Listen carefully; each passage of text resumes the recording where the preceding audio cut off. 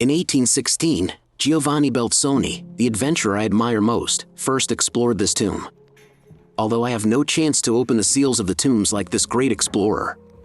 But as the only visitor today, I was given the privilege of turning the key and unlocking the door to the tomb of Ay. It felt great. In 1908, Howard Carter conducted a comprehensive excavation of this tomb, which deepened his knowledge on the Amarna burial chamber style of the 18th dynasty and accumulated experiences for him to preside over the excavation of Tutankhamun's tomb 14 years later. But it wasn't until the 1970s that professional archaeologists began to thoroughly clean and study this unrated tomb. After opening the iron gate of the tomb, just walk all the way down to the burial chamber where the sarcophagus is placed. You will pass through 2 sections of steep stairs and 2 long and wide corridors. Today, the Antiquities Authority has installed pine floors, fluorescent lights, and electric fans for the tomb. Even if you're alone in it, there's no spooky feeling at all. It's more of a small art gallery than a tomb. At the end of the second section of the corridor is the Chamber E, which is a small cube-like antechamber of the tomb. The excavations found evidence that the tomb had been sealed in antiquity with mud brick and plaster over the gate before Chamber E, proof that the burial chamber had been used in antiquity. There is no doubt that the ultimate occupant of the tomb was Ay, but for whom it was originally built, the jury is still out. Because the 2 pharaohs lived at the same time, some Egyptologists believe that the same artist was responsible for the 2. The tomb of Tutankhamun and Ay have highly similar characteristics in 3 points: the structure of the burial chamber where the sarcophagus is placed, the theme of the tomb murals, and the relief on sarcophagus. Firstly, both tombs adopted the same design as the royal tombs at Amarna, abandoning the early 18th dynasty royal tombs that built pillars in Chamber J where the sarcophagus was placed. Secondly, neither the corridors nor the antechamber spaces of the tombs have wall decorations.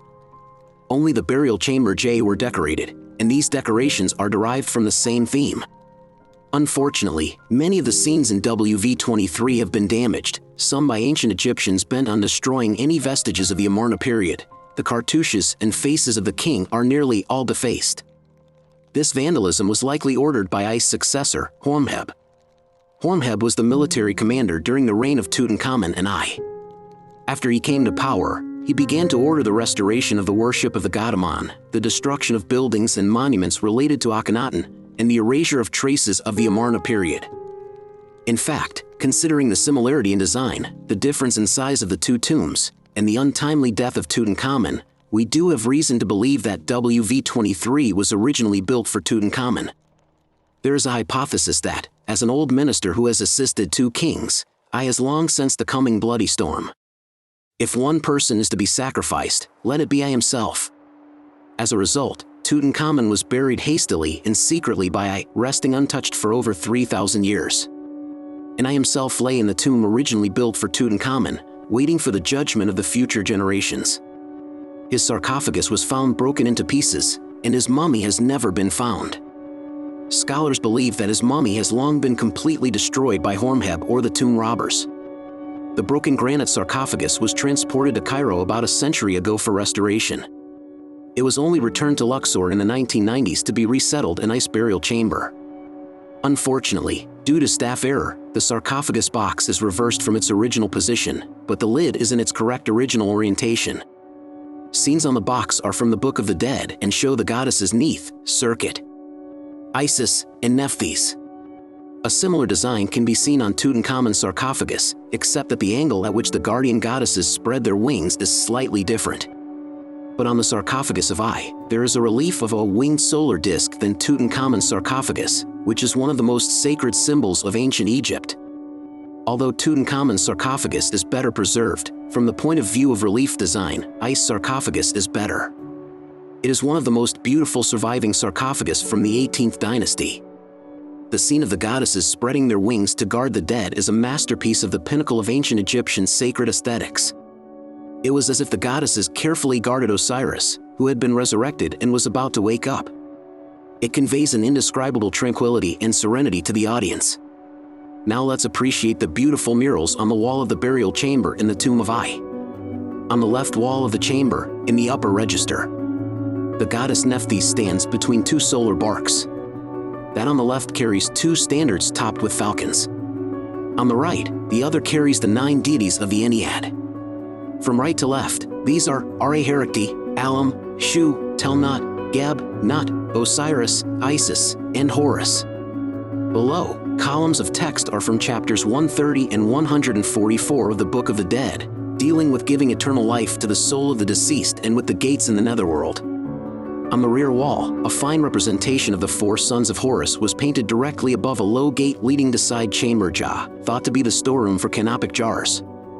Canopic jar stoppers were usually carved in the form of the heads of those 4 deities.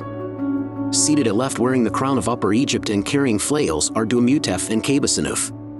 While at right, you can see Imsidi and Hapi wearing the crowns of Lower Egypt.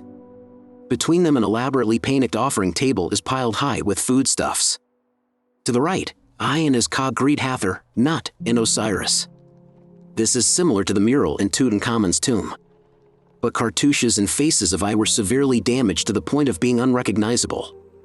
Looking further to the adjacent wall on the right, the scene of the first hour of the world after death is displayed on the uppermost part. A scarab beetle, the daytime form of the sun god, comes forth in his sacred bark. Below, 12 baboons that symbolize time express the world's delight at the reappearance of the sun again. It derives from the same theme as the murals in Tutankhamun's tomb. Next, we continue to turn our attention to the front wall of the burial chamber adjacent to the baboon mural. Its scenes are ones generally found only in private tombs rather than royal tombs. It makes the tomb of Ay a unique presence among the royal tombs in Luxor. Ay and his wife stand in a small reed skiff sailing through a marsh along the edge of the Nile, and the queen reaches out to pull papyri from the water. I'm here to share a hidden secret on papyrus. If you look closely, you will find that the blooming and closing papyrus symbolize the female and male genitals respectively. They are hidden symbols of vitality. At left, the king wields a throwing stick and a dozen ducks rise from the marshes, trying to escape.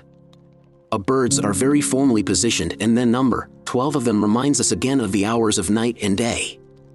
At right, there was a scene of the king harpooning a hippopotamus, but the wall here has been so badly destroyed that nothing is visible today. Last but not the least, the small square holes in each wall of the burial chamber are niches in which magical bricks bearing inscriptions were placed to protect the mummy.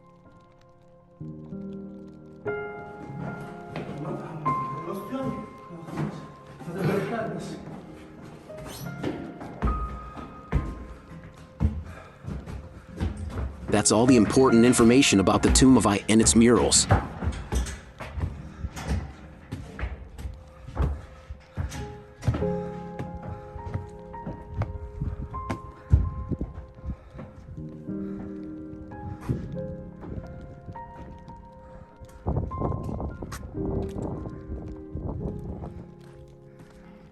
Next, I circled to a canyon behind Ay's tomb to try to find some desert animals, but the gatekeeper said that after the temperature increased so high during the day, these desert animals were hidden and only will be appearing again at night.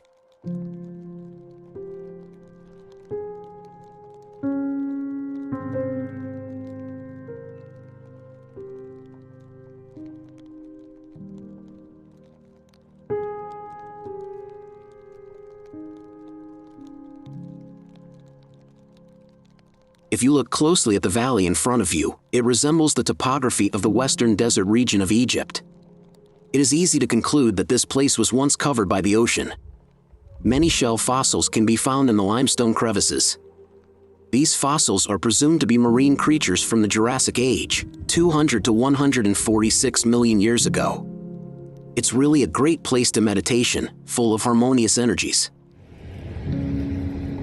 Bidding farewell to Ay's tomb and driving down the winding, silent roads of the Valley of the Monkeys.